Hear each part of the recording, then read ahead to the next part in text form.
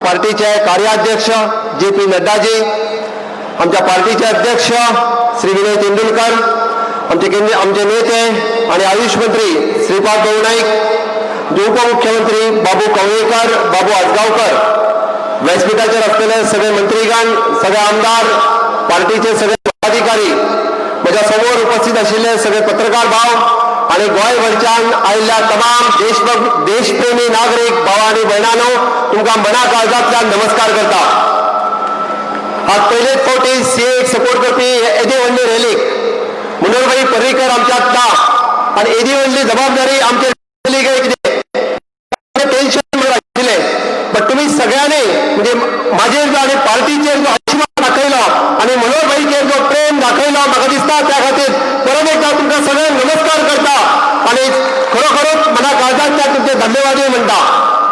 आम्ही पळयता माननीय मोदीजी अब की बार 300 पार हे करीत असताना माननीय मोदीजी फाटल्या 6 महिन्याच्या कार्यकाळात घेतलेले सगळे निर्णय असतले नव भारत निर्माण करता खातीर एक भारत अखंड भारत हे करता असताना 317वे कलम रद्द करून 35A जम्मू काश्मीर पासून कन्याकुमारी पर्यंत हो देश एक असा हे सिद्ध करपा खातीर त्यांनी घेतलेले 3 तलाक असतलो किंवा राम मंदिराचो निर्णय असतलो आणि हेजेर सगळ्याचेर मात करीत असताना सीए सारको निर्णय आम्ही सगळ्यांनी सपोर्ट करपा खातीर गोंयच्या कानाकोपऱ्यांतल्यान सगळे जाण हांगासर आज जे.पी. नड्डाजीक सांगपाक आयल्या की गोवा जो आसा माननीय मोदीजींच्या बरोबर आसा, गोवा जो आसा भारत सरकारच्या बरोबर आसा, गोवा जो आसा अमित शाहजींच्या बरोबर आसा आणि गोवा जो आसा तो जे.पी. नड्डाजींच्या बरोबर आसा। आणि हेच सांगपा खातीर आम्ही आज बडा संख्येन उपस्थित रावल्या। परत एकदा तुमच्या सगळ्यांचे हांव स्वागत करता। आजच्या या रॅलीक येद्या मोठ्या प्रमाणात तुम्ही सगळ्यांनी समर्थन दाखयले। फाटल्या थोड्या दिसा पयलीं काँग्रेसीन हांगासर रॅली काडली, 200 पेक्षा चड लोक हांगासर नाशिल्ले। काँग्रेसींतल्या 5 आमदारांपैकी फक्त एकूच आमदार हजर आशिल्लो आणि गोंय जर कितें म्हणटा ते आसात तुम्ही सगळ्यांनी दाखयल्ले आसा। खरो सपोर्ट सीए खातीर गोंयकारांनी दाखयल्लो आसा। तुमच्या समोर परत एकदा नतमस्तक जाता।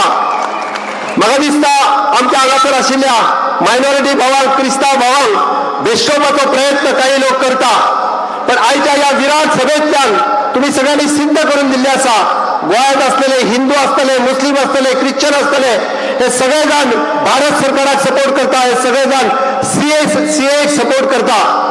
आमकां भेटयतात पोर्तुगाल पासपोर्टा वयल्यान, अरे मुळात सीए ह्या विशयात कोणाचेच नागरिकत्व रद्द करपाचें ना।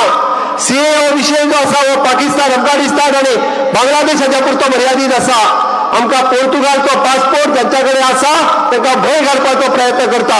हांव म्हज्या मायनॉरिटी भावांक मुद्दामून सांगूंक सोदता, ह्या सीए ह्या विशयाचेर जरी पोर्तुगाल पासपोर्ट काही जणांकडे आणि पोर्तुगालचे जे हांगासर नागरिकत्व जे in long run which is the natural process, ह्या प्रोसेसान म्हणजे खंयसरूच आमी म्हणटा की नागरिकत्व भायल्या देशांतल्या हांगासर तांकां मेळपा जाय जे नॅचरल जस्टीस प्रोसेस आसा त्या प्रोसेसांतल्यान जे कायद्यान आयज पर्यंत जे जायत येयला ते खंयसरूच रद्द करूंक ना।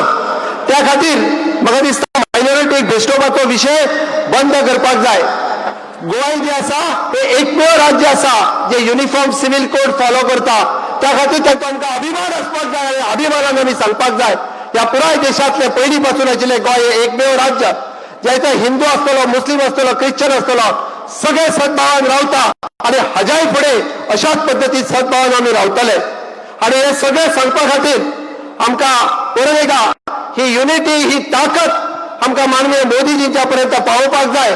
आणि सीएच्या विशयाचेर हांव चड उलोवतना मुद्दामून आमचे कार्याध्यक्ष जे.पी. नड्डाजी हे सीएचेर डिटेलान उलयतले, पण तरी आसतना सुद्धा हांगातल्या तमाम गोंयकारांक सांगता सीएच्या बाबतीत तुमकां खंयसरूच फरक पडचो ना।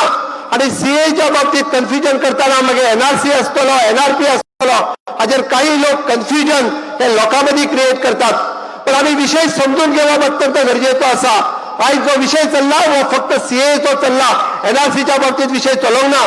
म्हणून तुमकां सांगता की समस्त गोंयकारांक आमकां सीए पासून कसलेच भिवपाची गरज ना आणि कोणाचें नागरिकत्व जे आसा हे रद्द जावचें ना हे परत एकदा तुमकां सांगता। आणि तुम्ही केल्ल्या ह्या महारॅलीक, तुम्ही केल्ल्या ह्या सपोर्टाक परत एकदा आम्ही सगळ्यांनी सीएक हेज्या मोठ्या प्रमाणात समर्थन केला त्याबद्दल हांव तुमचे आभार व्यक्त करता। देव बरें करूं। जय हिंद, जय गोमंतक। धन्यवाद।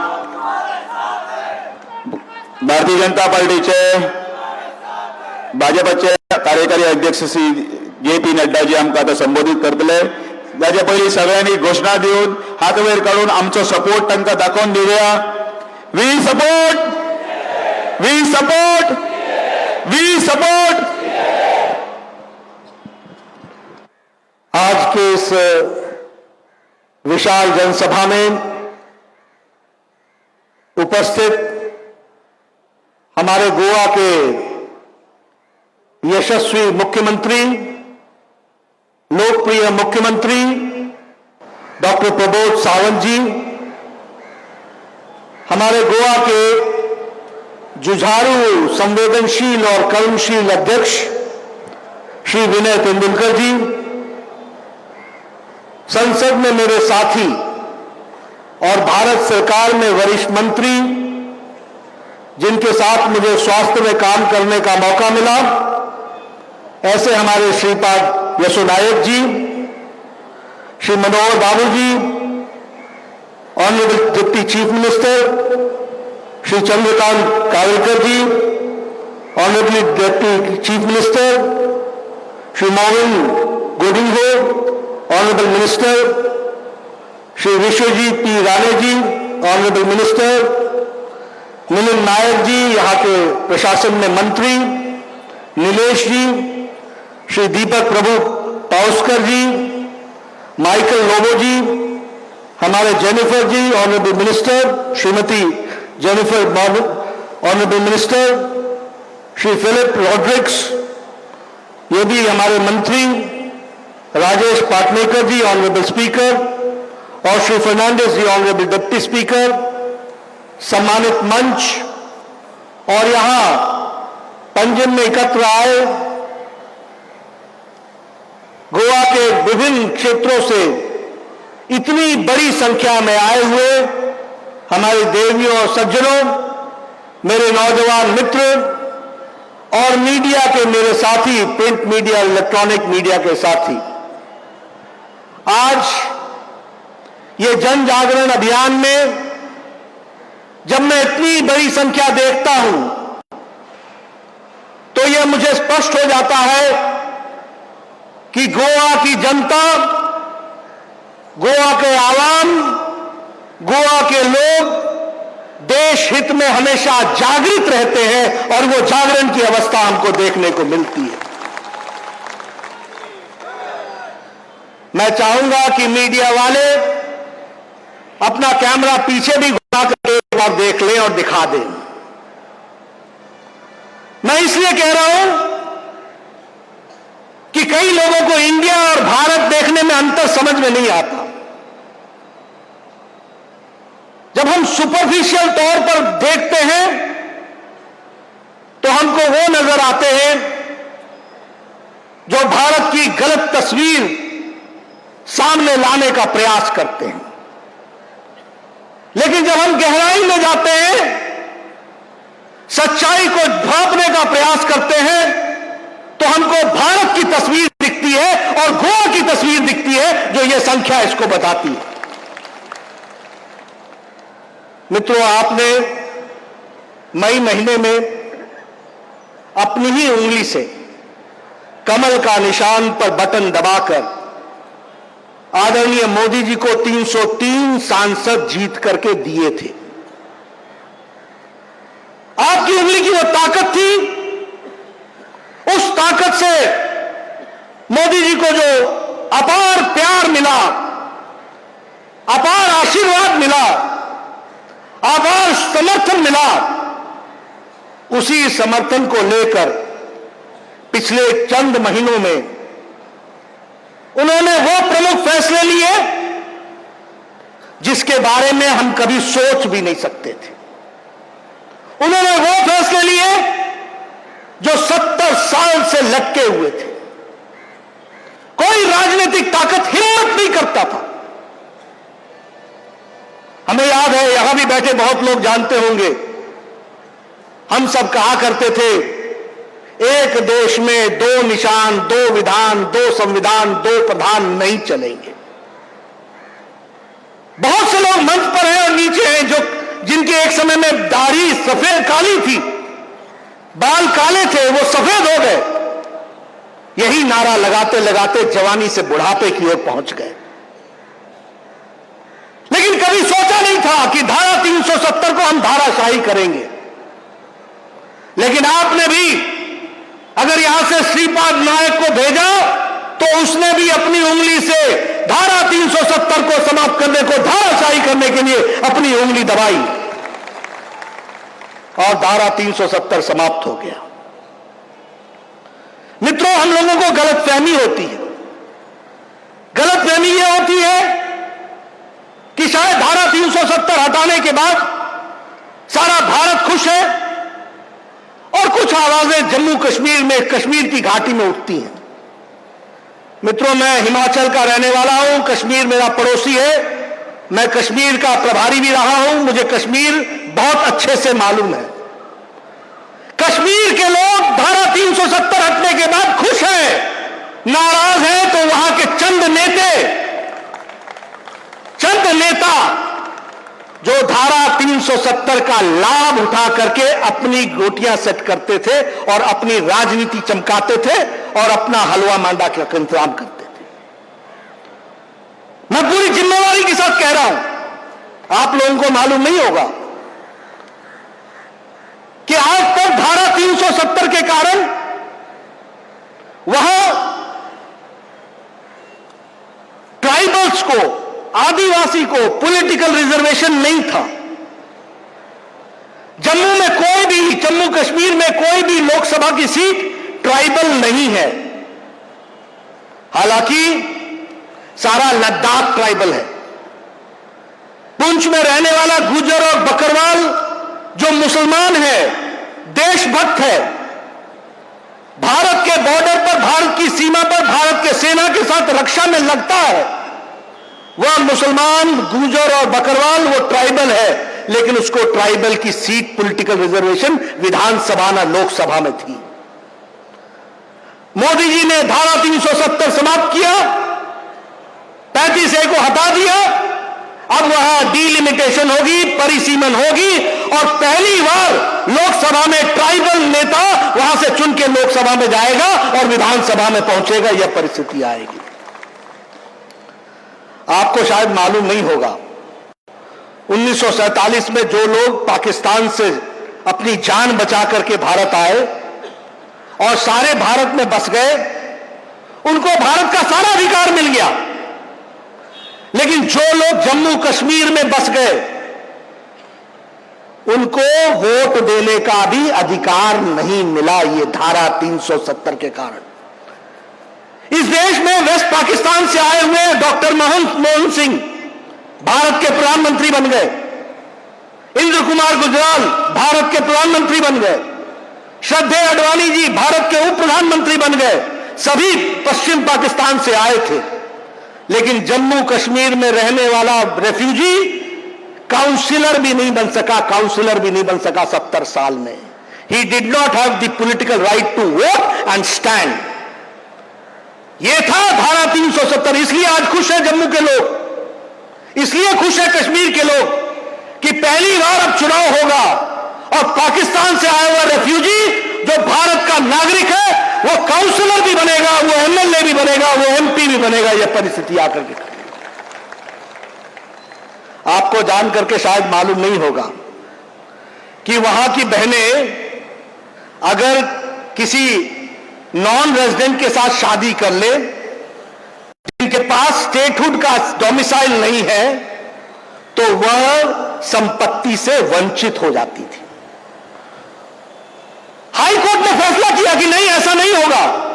मैं आपको बताना चाहता हूं कि ये जो आज उमर अब्दुल्ला है, जो अंग्रेजी में बड़ी बड़े ट्वीट करता है और अंग्रेजियत की बात करता है, इसने और मुफ्ती मोहम्मद ने विधानसभा में कानून लाया। दोनों मिल गए, नेशनल कॉन्फ्रेंस और PDP, और दोनों ने मिलकर के कानून लाया कि जो हाई कोर्ट का ऑर्डर है उसको हम नल एंड वॉइड करेंगे और हम कानून बनाएंगे कि जो नॉन रेजिडेंट के साथ शादी करेगा, जो डोमिसाइल के साथ शादी करेगी, जो डोमिसाइल के साथ के बाहर शादी करेगी, उसको प्रॉपर्टी राइट से बेदखल कर दिया जाएगा। लेकिन आज जब धारा 370 हट गई है तो भारत का कानून लागू हो गया है। बहनें अब हमारी श्रीनगर की कहीं भी अपना विवाह यापन करें, उनकी संपत्ति पर बराबर का अधिकार होगा। यह ताकत उनको मिली है, यह हमको समझना चाहिए। लोग जानते नहीं थे। एक सफाई कर्मचारी जो पंजाब से आया, वहां सफाई कर्मचारी है, उसको धारा 370 के कारण वो नौकरी सिर्फ सफाई कर्मचारी की ही जम्मू कश्मीर में कर सकता था। उसको स्टेटहुड नहीं मिलती थी, उसको स्टेटहुड का अधिकार नहीं था। लेकिन अब जब धारा 370 हट गया है, तो अब वहां का सफाई कर्मचारी जुडिशियल सर्विस में भी जाएगा, एडमिनिस्ट्रेटिव सर्विस में भी जाएगा, मूल धारा में शामिल हो जाएगा। यह परिस्थिति आकर के खड़ी। आपको शायद मालूम नहीं होगा कि भारत के 106 कानून संसद से पारित किए हुए वो जम्मू कश्मीर की धरती पर लागू नहीं होते थे।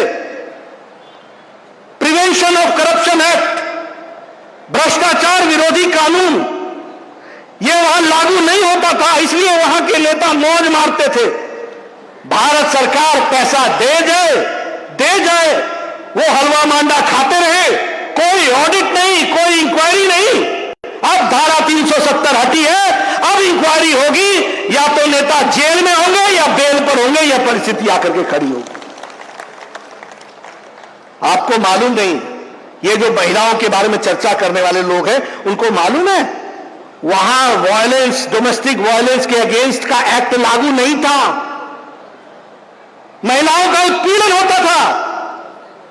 आपको मालूम है prevention of sexual abuse against child, यह कानून वहां लागू नहीं था। एक तरफ मोदी जी कानून को सख्त कर रहे हैं कि माइनर के साथ अगर कोई मेजर रेप करेगा तो सजाए मौत होगी, उसको मौत का दंड दिया जाएगा, यह कानून बना रहे हैं।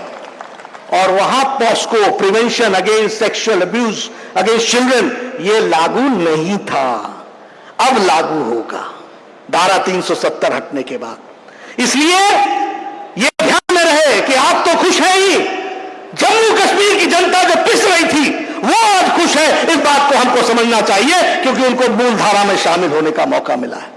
और यह है मजबूत इरादे मोदी जी के, और यह है इच्छा शक्ति। और इस इच्छा शक्ति को सूत्रधार और शिल्पकार बने हमारे राष्ट्रीय अध्यक्ष और भारत के गृह मंत्री श्री अमित भाई शाह ने इसको पूरा कर दिया, यह संभव करके दिखा दिया है। आपको शायद मालूम नहीं होगा, एनआईए, नेशनल इन्वेस्टिगेशन का कोई आदमी यहां वारदात करे और विदेश में चला जाए, उसके खिलाफ इन्वेस्टिगेशन नहीं हो सकता था। अब कानून को सख्त कर दिया गया है। तुम यहां वारदात करके जाओगे, दुनिया के किसी भी कोने में होगे, तुम्हारे खिलाफ एक्शन होगा, वहां पर उसके खिलाफ कार्रवाई होगी, वापस भारत में लाया जाएगा और तुम्हें दंड दिया जाएगा। यह परिस्थिति आज आकर के खड़ी की है। यह मजबूत इरादे के मजबूत फैसले चंद महीनों में प्रधानमंत्री जी ने लिए। UAPA, unlawful act of prevention activity, unlawful activities of prevention act. हमारे यहां टेररिस्ट है, जानते हैं टेररिस्ट है, दिख रहा है टेररिस्ट है, घोषित नहीं कर सकते थे कि टेररिस्ट है, और टेररिस्ट के तहत उनके खिलाफ एक्शन नहीं ले सकते थे। कोर्ट में सालों साल केस चलता था। आज ये यूएपीए को मोदी जी ने सख्त बना दिया है। टेररिस्ट को टेररिस्ट घोषित किया जाएगा, उसके खिलाफ एक्शन लिया जाएगा और उसको दंडित किया जाएगा। यह परिस्थिति आकर के खड़ी की है। यह है मजबूत देश के मजबूत इरादे, और यह है मजबूत प्रधानमंत्री। अभी सीएए का विषय आया। मुझे कांग्रेस की सोच और कांग्रेस के विचार पर तरस आता है, तरस। आई फील पिटी, मुझे तरस आता है उनकी सोच पर। मैंने कल भी कहा वडोदरा में, मैं यहां से फिर कहता हूं कि राहुल गांधी सीएए पर, सिटीजन्स अमेंडमेंट एक्ट पर 10 लाइनें बोल के दिखाएं, 10 लाइन्स ऑन सीएए, और 2 लाइनों में बताएं कि इसका विरोध है कहां। जानते ही नहीं, पता ही नहीं। इसमें पासपोर्ट मांगा जाएगा, इसमें आधार कार्ड मांगा जाएगा, सुबह शाम हल्ला, सुबह शाम हल्ला। भैया पढ़ लिख लो, मुझे आपके विचार और आपके ज्ञान पर तरस आता है। सच में भारत के लिए दुर्भाग्य की बात है, इंडियन नेशनल कांग्रेस, राष्ट्रवादी कांग्रेस, जिसका इतना बड़ा लंबा इतिहास है, उसके नेता आज ऐसे हो गए जिनको यह नहीं मालूम कि सीएए है क्या। मैं फिर से यहां से चैलेंज देता हूं राहुल गांधी को, 10 लाइनें सीएए पर बोलो और 2 लाइनें बोलो कि इसका विरोध क्या है। मैं चैलेंज देता हूं। ये कानून देने का है, लेने का है ही नहीं। और आप गुमराह कर रहे हो लोगों को, आपने गुमराह किया। सीएए है क्या, मैं आपको समझाना चाहूंगा छोटे शब्दों में। भारत का 1947 में विभाजन हुआ। मैं कई बार कहता हूं, लम्हों ने खता की थी, सदियों ने सजा पाई। यह एक सच्चाई है कि भारत का विभाजन धर्म के आधार पर किया गया था। नहीं होना चाहिए था, लेकिन हुआ। और आपको मालूम है, इतना बड़ा नरसंहार 20वीं सदी में कभी नहीं हुआ, और इतना बड़ा जनसंख्या का आवागमन एक बॉर्डर से दूसरे बॉर्डर में नहीं हुआ। लाखों परिवार रातों रात अपनी इज्जत, आबरू, परिवार को बचाने के लिए सब कुछ, अपनी संस्कृति, अपना घर, अपना बार, सब कुछ छोड़ करके भारत आए थे। लाखों लोग आए थे कि नहीं आए थे? आए थे कि नहीं आए थे? नरसंहार हुआ था कि नहीं हुआ था? लाखों लोग मारे गए थे कि नहीं मारे गए थे? यह भारत ने तस्वीर देखी। लम्हों ने खता की, सदियों ने सजा पाई। 1950 में जवाहरलाल नेहरू जी ने कहा कि हमारे लोग वहां जो उत्पीड़ित हो रहे हैं उनको बचाना हमारा काम है, और भारत में हमारे माइनॉरिटी में मुसलमान आते हैं, उनको बचाना हमारा काम है। एक पैक्ट बना। पैक्ट का नाम था जवाहरलाल नेहरू लियाकत अली पैक्ट। इसके तहत तय यह हुआ कि पाकिस्तान हिंदुओं की, जैन की, बुद्ध की, पारसी की, क्रिश्चियन की रक्षा करेगा, क्योंकि वो माइनॉरिटी है पाकिस्तान में, और भारत मुसलमानों की चिंता करेगा, उनकी रक्षा करेगा। यह भारत की जिम्मेवारी तय हुई। भारत ने 1950 में 26 जनवरी को अपना संविधान एडॉप्ट किया, रिपब्लिक बना। हमने क्या लिखा अपने संविधान में? We the people of India, that is Bharat, do solemnly resolve, हम भारत के लोग यह प्रण लेते हैं, यह प्रस्ताव करते हैं कि भारत धर्मनिरपेक्ष, सोशलिस्ट, सेक्युलर देश होगा। हमने उस समय कहा हम सेक्युलर देश होंगे। लेकिन उसी वक्त पाकिस्तान ने, जो ईस्ट पाकिस्तान आज बांग्लादेश है, उसने, और उस समय वेस्ट पाकिस्तान और ईस्ट पाकिस्तान एक थे, दोनों में इस्लामिक राज्य को सरकार ने घोषित कर दिया। यानी उस देश का धर्म इस्लाम हो गया। हमारे देश में हमारे मुस्लिम भाई फले फूले, बड़े हुए, आगे बढ़े, और हमें खुशी है, क्योंकि हमारी संस्कृति में हर को विकसित होने का अधिकार है। यह अधिकार हमारी संस्कृति में है, हमारी हवा में है, हमारे विचार में है। इसलिए सबको बढ़ाना हमारा काम है। हमारे यहां मुस्लिम राष्ट्रपति हुए, एक नहीं अनेक। हमारे यहां चीफ जस्टिस हुए, हमारे यहां बड़ी संख्या में गवर्नर हुए, हमारे यहां बड़ी संख्या में मुख्यमंत्री हुए। कभी हमारे यहां भेदभाव नहीं हुआ। आजादी के समय जो मुस्लिम 9% थे, वो बढ़ के 14.5% हो गए। हमें खुशी है, हमारे यहां सबको बढ़ने का मौका मिला। लेकिन पाकिस्तान में हमारे हिंदुओं की, क्रिश्चियन की, सिख की, बौद्ध की, जैन की, पारसी की संख्या 23% थी। वह घट करके 3% आ गई। कहां गए 20%? कहां चले गए 20%? वेयर डिड दे गो? बांग्लादेश में हमारी संख्या माइनॉरिटी की 23% थी, जिसमें सिख थे, हिंदू थे, बौद्ध थे, जैन थे, पारसी थे, क्रिश्चियन थे। वहां घट करके 7-7.5% हो गई। कहां चले गए सारे लोग? क्या उनका धर्म परिवर्तन हो गया? आप जाओ अफगानिस्तान में, मैं नहीं कह रहा, रॉयटर्स और न्यूयॉर्क टाइम्स कहता है कि there were 50,000 Sikh families in Afghanistan and now there are only 2,000 families left. ये कैसे हुआ? ये रिलीजियस परसिक्यूशन, धार्मिक आधार पर प्रताड़ना करने का काम किया गया। और सीएए में मोदी जी ने और अमित शाह जी ने यह व्यवस्था की कि जो लोग, अभी चर्चा होती है कि इतने लोग आ जाएंगे तो भारत का क्या होगा, इतने लोग आ जाएंगे तो भारत का क्या होगा। आएंगे नहीं, आ गए हैं। जो आ गए हैं, रह रहे हैं, उनको नागरिकता का अधिकार दिया जा रहा है, यह हमको समझना चाहिए। और मित्रों, आप उनकी हालत देखिए। किसी को मौका मिले तो जाए इंदौर में उन सिंध से आए हुए लोगों को देखे कैंप में। किसी को मौका मिले तो दिल्ली में जाकर देखे अफगानिस्तान से आए हुए सिख परिवारों को। किसी को मौका मिले तो माता का टीला जाकर के देखे। किसी को मौका मिले तो वेस्ट बंगाल में हमारे मतुआ समाज के लोगों को जाकर के देखे। क्या हालत है उनकी। मैं सबसे मिला हूं। एक डॉक्टर है, कहता है मेरे सामने मेरे बहन को जबरदस्ती उठा करके ले गए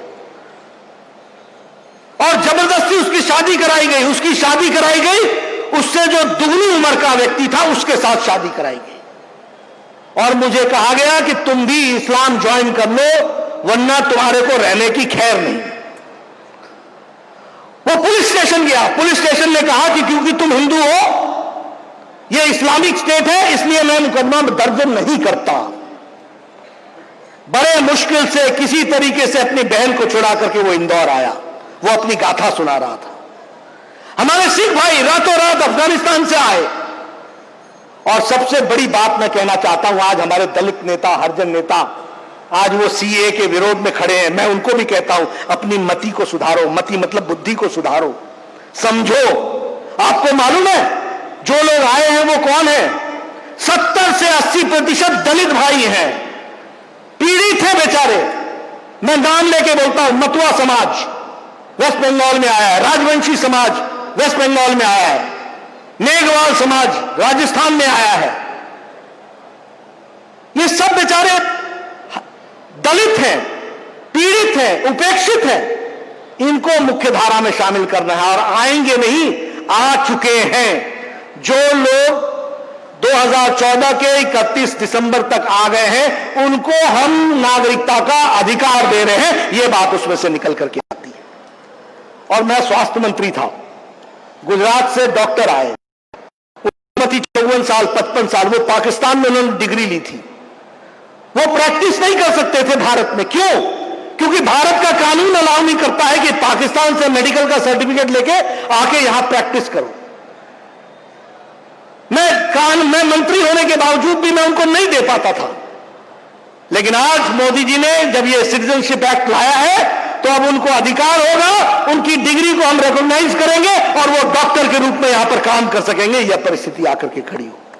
यही नहीं, आप इंजीनियरिंग में एडमिशन नहीं ले सकते, मकान नहीं खरीद सकते, पुलिस स्टेशन में आप रजिस्टर करने जाओ तो आपका आइडेंटिटी कार्ड नहीं बनता, आपको हर तरीके की मुसीबत आती है। ऐसे में ये सीएए जो इच्छा शक्ति मोदी जी ने दिखाई है, बताइए Goa is with CAA, Goa is with CAA, Goa is with CAA. ये मैं आपसे सिर्फ निवेदन करने आया हूं कि ये जो भ्रम जाल फैलाया जा रहा है, ये जो लोग गुमराह करने की कोशिश कर रहे हैं, ये जो राजनीतिक दृष्टि से प्रेरित होकर के जनता में गलत अफवाह फैलाने की कोशिश कर रहे हैं, हम जन जागरण अभियान से मोदी जी की स्पष्ट नीति को आप तक पहुंचाने की कोशिश कर रहे हैं और आपके माध्यम से गोवा की जनता को संदेश देना चाहते हैं। इससे बड़ा फैसला क्या हो सकता था? और ऐसे ही फैसले नहीं हुए हैं, एक से एक बढ़कर के फैसले हुए हैं जो आपके सामने मैं कहना चाहता हूं। आप बात कीजिए, मुझे बड़े खुशी और गौरव के साथ कहने का मौका मिल रहा है। देखिए, मजबूत देश का, मजबूत प्रधानमंत्री का मजबूत इरादा क्या होता है। मैं आज श्रद्धांजलि देता हूं यहां के पूर्व मुख्यमंत्री और भारत के रक्षा मंत्री श्री मनोहर पर्रिकर जी को।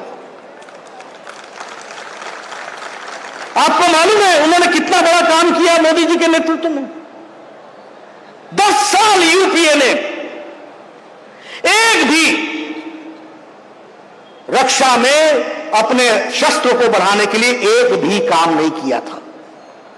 हर सौदा भ्रष्टाचार के घेरे में। हेलीकॉप्टर का सौदा घेरे में, पनडुब्बी का फैसला भ्रष्टाचार के घेरे में, कोई सौदा 10 साल किया ही नहीं। और 1 रैंक 1 पेंशन, इसको भी वो नहीं कर पाए। लेकिन आपको जानकर के खुशी होगी कि जब मनोहर पारिकर रक्षा मंत्री बने और भारत के प्रधानमंत्री नरेंद्र मोदी जी थे, तब एक ही नहीं अनेकों फैसले लिए गए। उसी फैसले में से 36 रफाल फाइटर जेट, जो अब हमारे अभिनंदन को पाकिस्तान नहीं जाना पड़ेगा, भारत की ही सीमा से पाकिस्तान में वार कर सकेगा, ऐसे 36 रफेल खरीदे गए। 28 अपेचे हेलीकॉप्टर्स, ये मारक हेलीकॉप्टर्स खरीदे गए। 15 चिनूक चॉपर्स खरीदे गए। नवल सबमरीन आईएनएस कालावारी खरीदा गया। सरफेस टू एयर मिसाइल्स खरीदे गए।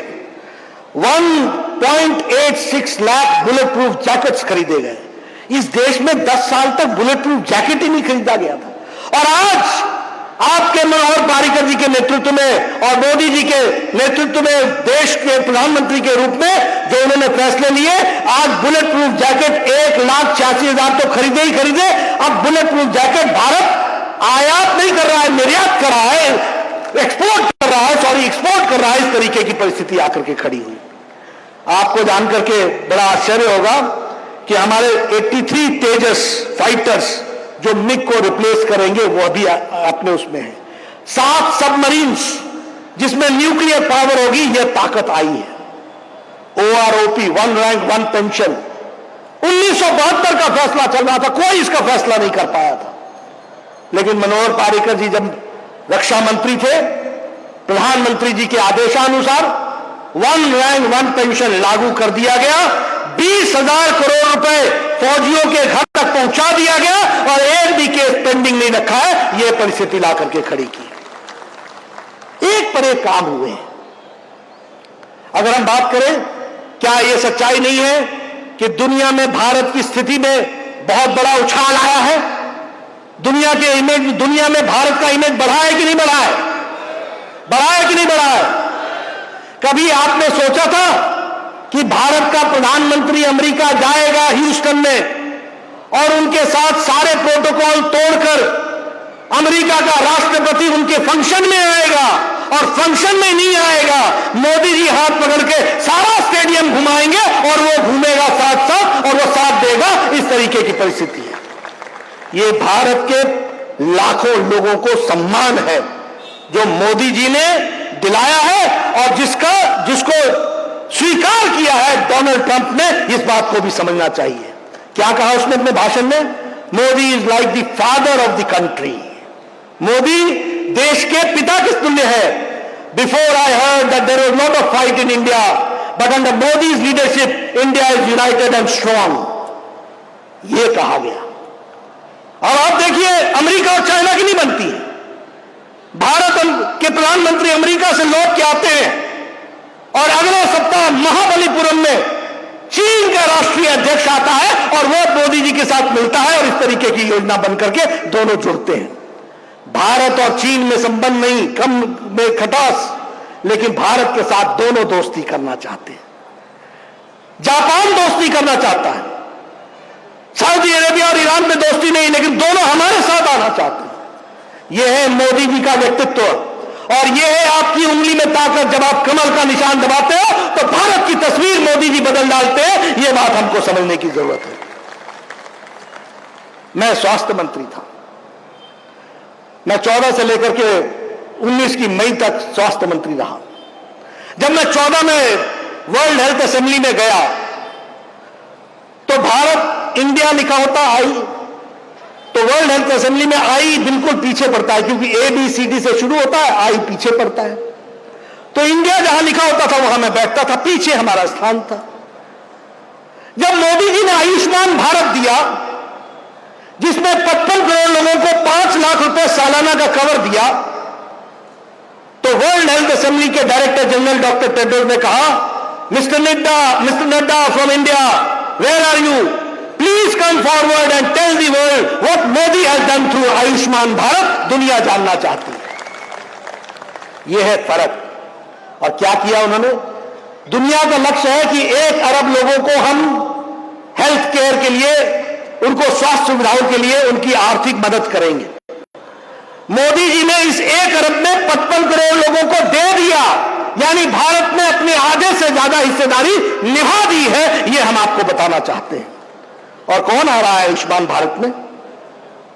आयुष्मान भारत में आ रहा है रिक्शा वाला, फेरी वाला, ऑटो वाला, टैक्सी वाला, घर में काम करने वाली मेड सर्वेंट, खेतों में मजदूरों के रूप में काम करने वाला व्यक्ति, रैग पिकर्स जो कूड़ेदान में से रैग्स पिक करते हैं, वो आ रहे हैं। और उनको 5 लाख रुपए का सालाना स्वास्थ्य के लिए कवरेज दिया जा रहा है। यह काम किया गया है। लगभग 8 लाख से ज्यादा लोगों ने इसका फायदा उठा लिया है। 80,000 करोड़ रुपए भारत सरकार ने इसमें दे दिए हैं। विकास की एक नई गाथा लिखी जा रही है। मैं गोवा आया, हमारे डॉक्टर सावंत जी के साथ मैं यहां इस इलाके में आ रहा था। ये कह रहे थे ये डबल ब्रिज बन रहा है, ये ट्रिपल लेन बन रही है, ये ओवरब्रिज बन रहा है, ये इधर से रूट निकलेगा, वो डायरेक्ट आएगा, वो ओवरब्रिज होगा। मैंने इनसे एक ही बात पूछा, ये कब हुआ? ये उन्होंने कहा जब मोदी जी आए, जब नितिन गडकरी आए, तभी हुआ है। यानी हर विकास के पत्थर पर गोवा में भी दिखता है तो वो हमारे मोदी जी के नेतृत्व में वाली चलने वाली सरकार ने गोवा की तस्वीर भी बदली है। मैं गलत तो नहीं बोल रहा हूं, मैं गलत तो नहीं बोल रहा हूं। ये जितने ओवरब्रिज बन रहे हैं, जितने पुल बन रहे हैं, इसका शिलान्यास या तो मोदी जी ने किया है या उद्घाटन मोदी जी ने किया, या तो शिलान्यास नितिन गडकरी जी ने किया है। इस तरीके की परिस्थिति है। तो विकास की दृष्टि से 18,000 गांव 70 साल बाद भी बिजली के बगैर थे। 18,000 विलेजेस। आप समझिए वहां का क्या विकास होगा।